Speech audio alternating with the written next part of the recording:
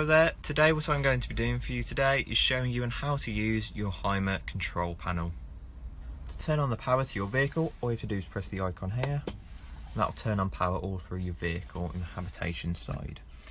Now you have 4 different icons, we just scroll along.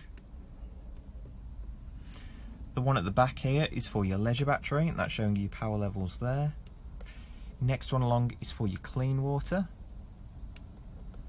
This one is for your grey wastewater, and the last one here is for your engine battery. So now I've just connected a hookup cable to the vehicle to give it more power. And then the way you can tell this is by this little amber light here. Now that'll always be an amber light, and if you was to unplug that, that light will just fade out. Now going over your leisure battery here, it's just showing you that it is fully charged, and what will happen over time is that the lights will fade out depending on whereabouts your power level is. So obviously green is good and red is bad.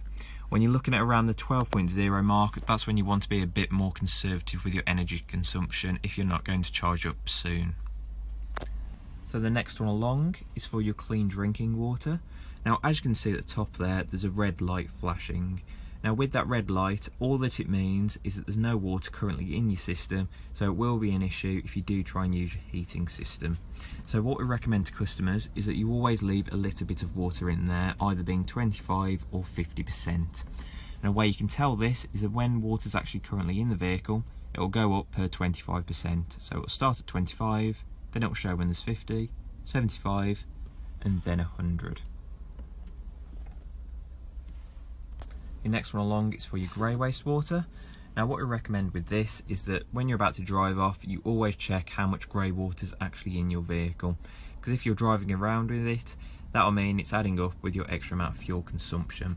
Now an easy way to check this is just checking how much is actually in there, just like the clean water. It'd be about 25, 50, 75 or 100% of grey wastewater that you can check from. Usually there's not a whole lot in there depending on how much you've used it, but we always suggest that you just drain it out just before you're about to set off. Now the last one along is for your engine battery.